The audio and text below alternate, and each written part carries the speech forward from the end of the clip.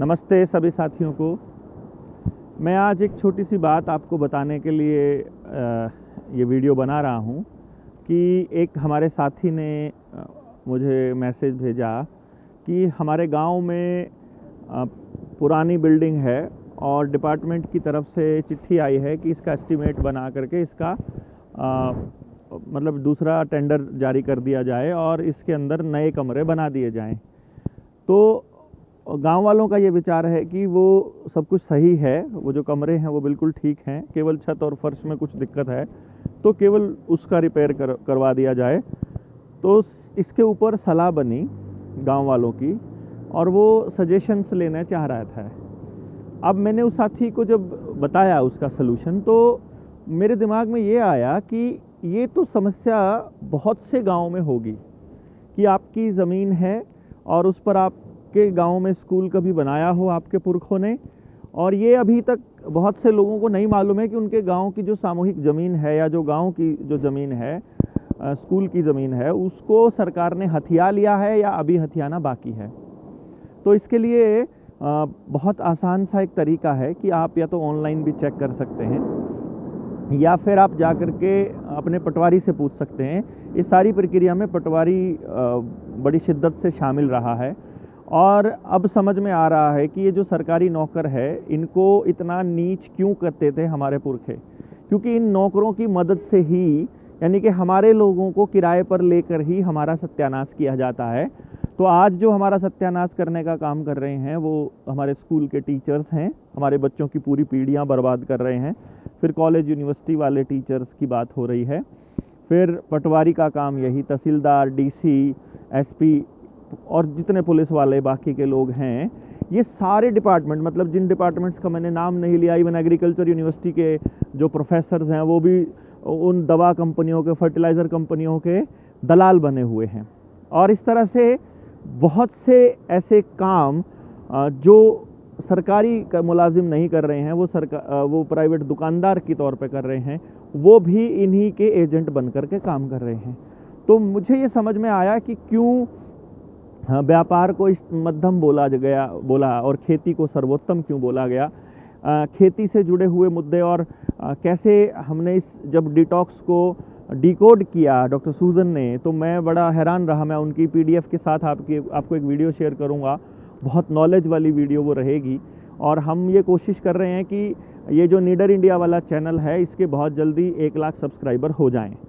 23 जनवरी का कार्यक्रम हम लोग सोच रहे थे, डीसी कार्यालय पर और दूसरे कार्यालयों पर हम ज्ञापन देने का प्लान कर रहे थे, लेकिन फिर मैंने कुछ साथियों से वहाँ ज़िले में चर्चा की और ज़िला अधिकारियों से भी जब बात हुई तो उन्होंने कहा जी 26 जनवरी के कार्यक्रम को लेकर के 23 जनवरी को कोई भी कार्यक्रम करेंगे तो जो प्रशासन है वो मतलब गणतंत्र दिवस की तैयारियों में बाधा पाने के जुर्म में कुछ भी ऐसा कर सकते हैं। तो वैसे तो खैर कोई दिक्कत नहीं होती कि हम करते, पर ये कोई कार्यक्रम ऐसा नहीं है कि जो बाद में नहीं किया जा सकता। कि हमारे 23 जनवरी को जनता सरकार मोर्चा के पूरे 3 साल हो जाएंगे। 24 जनवरी का हमारा कार्यक्रम था, जैसे कि 23 या 24 का, और 23 को नेताजी सुभाष चंद्र बोस की जयंती भी है।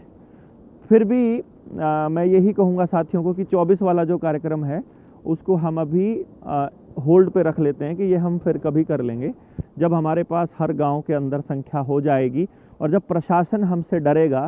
क्योंकि हमको जो ये ज्ञापन वगैरह है ना, ये तो हमें सिंबॉलिक देने हैं, basically symbolic in the sense कि हम ये बताएंगे उनको अपनी बात रख करके कि भाई हमने तो तुमको कहा था, तुम ही नहीं माने हमारी बात, हमने तो तुमसे कहा था कि तुम कर दो ये काम, अब तुम नहीं कर रहे हो तो अब हम तुम्हारे को मानना बंद कर देंगे। तो ये हम करेंगे आने वाले टाइम में। परंतु फिलहाल जो बात हो रही थी वो ये थी कि स्कूल के साथ साथ दूसरे स्कूलों में भी क्या इस तरह की एक्टिविटीज़ हो सकती हैं। तो हाँ, आप पता कीजिए कि एक तो गांव के स्कूल की रजिस्ट्री हो गई है कि नहीं हो गई है, और यदि हो गई है तो आगे से अपने गांव के सरकारी या किसी भी संस्थान में सरकार से पैसा लेना बंद कर दीजिए। मैं इसलिए कह रहा हूँ ये बात, एक तो वो पैसा नहीं है, वो जो उनका जो पैसा है वो ग्रांट है, वो फ्री में ऐसे डिजिट ट्रांसफ़र कर देते हैं। और जितने भी मंदिरों का अगर आप देखोगे, मंदिरों के जो बोर्ड बनाए हैं, जैसे अगर आप वैष्णो माता का मंदिर की बात करेंगे और श्राइन बोर्ड बना दिया।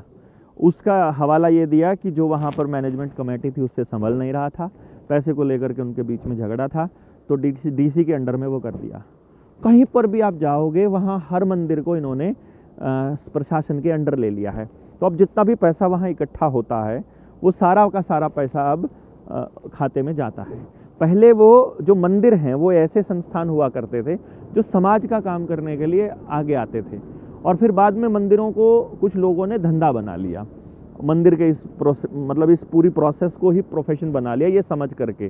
जैसे आप जाओगे इधर हिमाचल में ज्वालामुखी ही मंदिर है शायद, वो बगलामुखी, सॉरी ज्वालामुखी नहीं, बगलामुखी का मंदिर है। वहाँ पर अपने ये पूडा सूडा ये सारे मुख्यमंत्री वगैरह भी जाते रहते हैं। हिमाचल का तो कोई मंत्री ऐसा नहीं है जो वहाँ जाके यज्ञ नहीं करवाता है, पैसों में वहाँ यज्ञ करवाते हैं और शत्रुनाशक यज्ञ करके वो उसमें करते हैं। वो एक प्राइवेट व्यक्ति का मंदिर है जिसको वो प्रोफेशन के तौर पे यूज़ कर रहा है।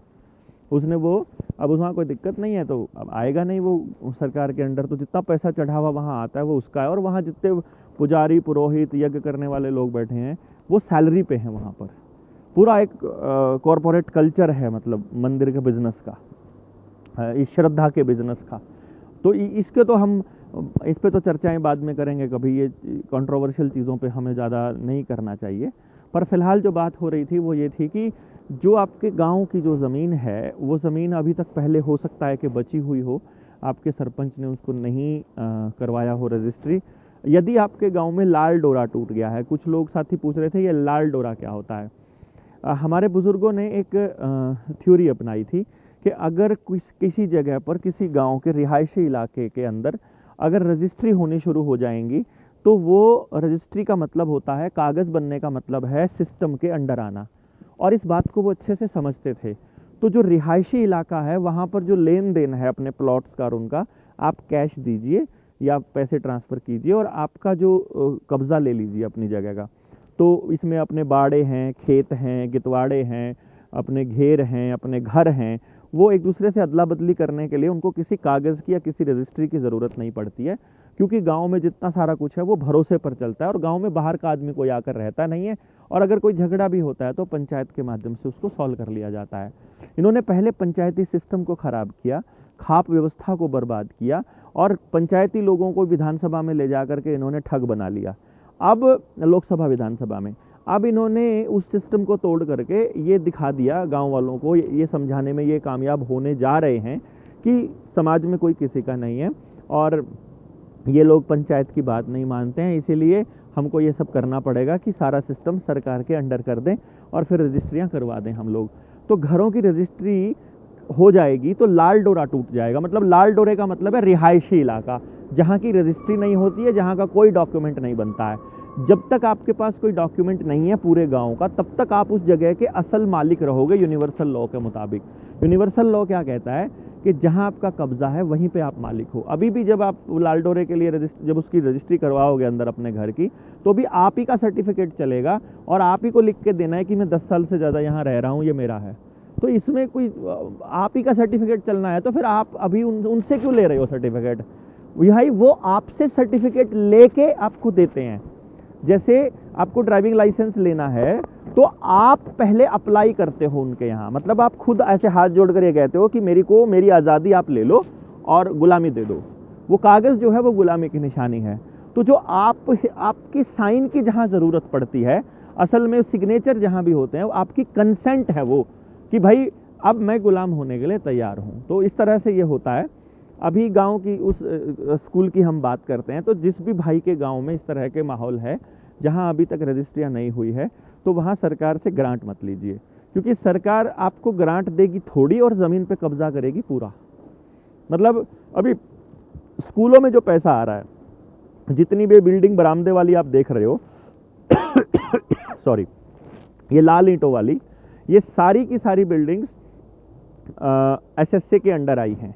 तो एसएसए सर्व शिक्षा अभियान, और एसएसए का जितना पैसा है वो वर्ल्ड बैंक से आता है। तो वर्ल्ड बैंक यूनाइटेड नेशन के अंडर आता है, अब वर्ल्ड इकोनॉमिक फोरम के अंडर आता है। तो यूएस ने तो घोषणा भी कर दी, ट्रंप ने, तो हम WHO से बाहर निकल रहे हैं। वो WHO से नहीं, वो यूनाइटेड नेशन से भी निकलेगा अगर उसको अपने देश की आज़ाद करना होगा तो। और ये नाटो, विश्व युद्ध, एलियन अटैक, वर्ल्ड गवर्नमेंट, ये सब प्रोपेगेंडा वर्ल्ड इकोनॉमिक फोरम और उद्योगपतियों का है, ये तो आपको मालूम ही है। तो देखना ये रहेगा कि जब इतनी पब्लिक ये कह रही है कि भाई वर्ल्ड इकोनॉमिक फोरम गलत कर रही है और बिल गेट्स का गैंग गलत कर रहा है, तो एलन मस्क का एक गैंग अलग है, जो एलन मस्क इसको ट्रंप को मतलब सपोर्ट कर रहा है। तो जब हम एक आदमी की गुलामी से भाग करके किसी दूसरे व्यक्ति की गुलामी को स्वीकार कर लेते हैं, वही ये लोग चाहते हैं कि आप किसी तरह से बस ये चूज करो कि कोई हमें राज करता रहे, कोई हमारे ऊपर। तो ये सब आपको बहुत ध्यान से देखना होगा, इसके ऊपर आप नज़र बनाए रखिए, इस पर बात हम करेंगे।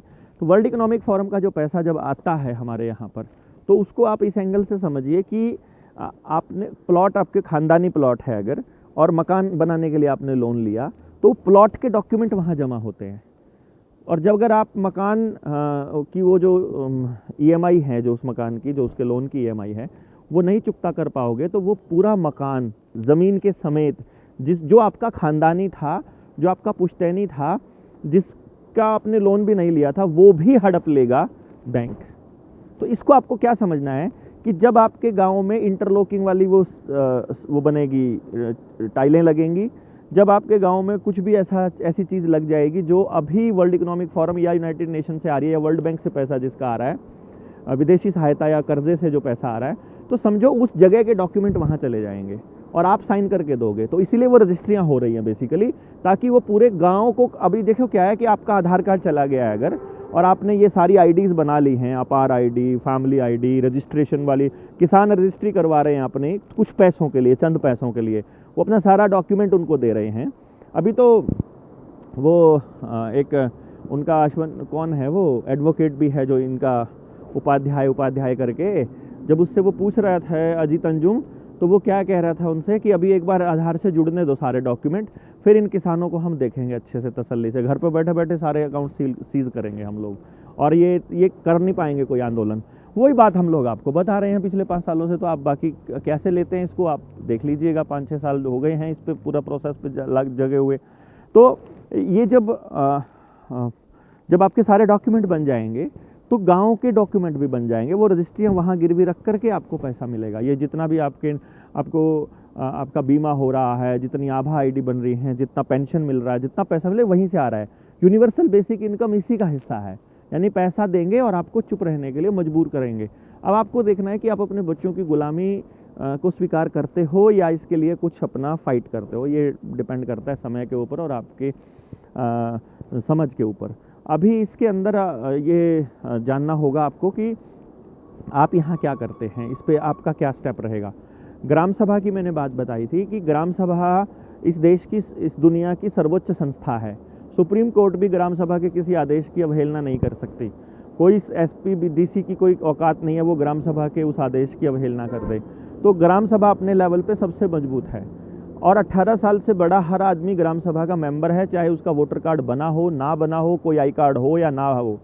तो 18 साल से ऊपर के प्रत्येक व्यक्ति ग्राम सभा का मेंबर है। एक मीटिंग करिए, उस दिन का अध्यक्ष चुनिए। सरपंच अध्यक्ष नहीं होता है, मेंबर अध्यक्ष नहीं होता है, कोई पॉलिटिकल पार्टी का आदमी अध्यक्ष मत रखिए। आप उस दिन उस मुद्दे को लेकर के ग्राम सभा की मीटिंग लीजिए, उस ग्राम सभा की मीटिंग में मुद्दा पास कीजिए, और उन 18 साल से ऊपर के लोगों के 70% लोगों के जहां सिग्नेचर हो जाएंगे, उस बात को मानना मजबूरी होगी सबकी। तो आपको गांव में वो SSA का पैसा लगाना है कि नहीं लगाना है, क्योंकि अगर वहाँ से पैसा आया वर्ल्ड बैंक से, तो आपके स्कूल की ज़मीन के कागज़ वहाँ चले जाएंगे, फिर आप कुछ नहीं कर पाओगे। हालांकि जब हम इकट्ठे हो जाएंगे फिर तो हमें कौन ही रोक पाएगा, ये सारे कागज़ फाड़ के फेंक देंगे। बट मुद्दा ये है कि तब तक आपको, जब तक ये व्यवस्था नहीं, इस व्यवस्था को बदलने के जैसे लोग नहीं मिलते हैं, तब तक ये सब कुछ आपको करना पड़ेगा कि अपने गांव की ग्राम सभा के माध्यम से आप इनको बताना शुरू कर दीजिए कि भाई हम मालिक हैं और आप नौकर हो, और मालिक बताएगा कि क्या करना है क्या नहीं करना है। अब नौकरों की हम नहीं सुनेंगे, और तुमको क्या रोकना है ज़्यादा से ज़्यादा, तुम पेंशन रोकोगे, तुम ये पैसे रोकोगे, तुम ये किसान निधि वाले पैसे रोकोगे। आप बस इस चक्कर में फंस रहे हो कि 500-2000 रुपये के चक्कर में 5-7 हज़ार रुपये आपको मिलेगा, आप उस 5-7 हज़ार रुपये के लालच में अपनी गर्दन उनके हाथों में दे रहे हो, बस इतना समझ लीजिए। मैं आपको बता रहा हूँ, मेरी कोई फैमिली आईडी नहीं है, मेरा कोई आधार कार्ड नहीं है। फैमिली आईडी बनने के लिए आधार कार्ड की आवश्यकता होती है, मेरा वो नहीं है। तो वो ज़्यादा शुरू में जब बन रहे थे तो मेरे पिताजी ने मुझे फ़ोन किया कि ये बनाने के लिए घर पे आए हुए हैं। जब कोई काम करने के लिए वो आपके घर पर आ रहे हैं ना, तो समझ लो वो आपकी बर्बादी के लिए आएंगे। जब आपको ज़रूरत होती है तब तो वो नहीं आते हैं। अरे किसान यहाँ एमएसपी की मांग के लिए बैठा हुआ है, मतलब 60 दिन होने वाले हैं। एक बुज़ुर्ग जो है वो अनशन पर बैठा है, सब कुछ छोड़ के बैठा है, आमरण अनशन पर बैठा है, उसके लिए नहीं सोच रहे हैं। वो इतने किसान वहाँ घर छोड़कर बैठे हैं, उनके लिए नहीं सोच रहे हैं। आपकी जो डिमांड्स हैं उसके लिए नहीं सोच रहे हैं। आपके बच्चे मोबाइल से बर्बाद हो रहे हैं, उसके लिए नहीं सोच रहे हैं। अश्लीलता बर्बाद कर रही है, नशा बर्बाद कर रही है, उसके लिए नहीं सोच रहे हैं। लेकिन रजिस्ट्री करने के लिए वो आपके घर पे आ रहे हैं, आपके गाँव में आ रहे हैं, आपके घर घर जा रहे हैं। इतना युद्ध स्तर पर काम चल रहा है, इसको समझिए। जिस काम के लिए वो आपके घर आ रहे हैं ना, वो काम आपको बर्बाद करने वाला है। बस जो काम आपका है उसके लिए तो आपको लाइन में लगना पड़ेगा। जो काम आपका है, जो आप करवाना चाहते हो, फॉर्म भरने हैं आपको। अभी अपार आईडी के लिए ड्रामा चालू कर दिया कि अपार आईडी बनवाओगे तो तुमको मतलब अगर अपार आईडी है तो 800 रुपया लगेगा फॉर्म का, नहीं है तो 2000 रुपया लगेगा। लो कर लो, क्या करोगे। अब आप 1600 रुपये 1200 रुपये बचाने के लिए अब आप वो फॉर्म भरोगे ना, कोई भी फॉर्म। तो पैसों के लालच में या डर में कि ना हो पाने के किसी डर में आप उनके उस जाल के अंदर फंस रहे हो। आपको इसी जाल में नहीं फंसना है, इसी के लिए हम आपको जागृत कर रहे हैं। बाकी आपकी मर्जी है, आप क्या करते हो। हम लोग तो आपको जगाते रहते हैं। जगह आपने देख ही ली होगी, हमने पिछली वीडियो भी यहाँ बनाई थी, कल भी हमने यहाँ बनाई थी। तो मैं आपको दिखा देता हूँ यहाँ का नज़ारा। तो ये मैंने इसलिए वीडियो बनाई कि बाकी और लोगों को भी इस बात के बारे में जानकारी हो कि भाई आप लोग क्या कर रहे हो। तो अभी हमारे को चलने का समय है। बेसिकली हम लंबाई सफ़र के लिए निकले हुए हैं, तो सोचा था कि थोड़ा सा आपसे बात हो जाए और इस दिशा में जो भी आप करना चाहते हैं अपने गांव में, अपने गांव के लोगों के साथ आप वो करिए। परंतु इस बात को मत भूलिए कि आज़ादी सबसे महत्वपूर्ण है। अगर आप आज़ाद नहीं हैं तो फिर किसी चीज़ को भी आप एंजॉय नहीं कर पाएंगे। चाहे कितना ही बढ़िया मौसम हो, चाहे किसी तरह का भी माहौल हो, चाहे कोई भी हालात हों, आप उसको एंजॉय नहीं कर पाएंगे। तो आप ये सब देखिए। आप चलते हैं, हम सब साथी जो हैं, ये हमारे वीडियो बनाने वाला अभी कोई नहीं है आज, तो अभी हम अकेले ही हैं इस पहाड़ी पे। ये पहाड़ी तो अभी झड़ के नीचे गिर रही है, जैसा कि आप देख पा रहे होंगे, और नज़ारा आप देख ही रहे हैं। बाकी मैं आपको लगातार कनेक्ट रहा ही हूँ। आप सब लोग अपने लोगों से जुड़े रहिए। जितना भी आपका जो भी आप कर रहे हैं उसको अच्छे से समझदारी से करिए। इनके चक्कर में मत पड़िएगा। ये आपको किसी ना किसी तरह से उलझाए रखेंगे, फिर आपको गुलाम बनाएंगे, फिर आपके लिए एक प्रोग्राम चलाएंगे कि भाई इनका माइंड प्रोग्राम करो, इनको गुलाम इस तरह से रखो, और फिर आप फंस जाओगे, जो कि आपको नहीं फंसना है। यही समझदारी है, यही समझदारी की निशानी है कि भाई आप सब लोग कैसे अपने जीवन को चलाते हो। तो आज़ादी के साथ अपना जीवन चलाना है आपने, मैं ऐसा मानता हूँ। और हम पूरे पैक होके चल रहे हैं। आपको पता नहीं आवाज़ आ रही होगी कि नहीं आ रही होगी, मुझे नहीं पता। माइक और ये हेलमेट लगने के बाद तो आवाज़ नहीं आती है अभी। हाँ, तो पूरी तैयारी करके आपको चलना पड़ता है पहाड़ों में, क्योंकि ठंड बहुत ज़्यादा है। और जी, तो बाय बाय दोस्तों, आपसे मिलते हैं फिर कभी। और ये इसकी जो रेंज है वो भी चेक हो जाएगी इसी बहाने कि कितनी दूर तक आवाज़ जा रही है, कितनी दूर तक नहीं जा रही है, आ भी रही है कि नहीं आ रही है। यदि आवाज़ जा रही होगी तो भी, नहीं आ रही होगी तो भी हमें मालूम पड़ जाएगा। हमें फ़ोन तो लेने आना ही है। अरे अरे अरे अरे अरे अरे अरे, देखो भैया क्या बात हो गई, देखो ना। ओ हो, देखो गड़बड़ कर दी ना। मैं देख रहा था, वीडियो बनाने के चक्कर में फ़ोन ही छोड़ दिया अपना यहाँ पे। ऐसे भी पागल लोग होते हैं दुनिया में, बताओ। चलो अपना फ़ोन ले लेते हैं। Thank you very much. Share कर दीजिएगा। आप सब लोगों से मिलते हैं बहुत जल्दी।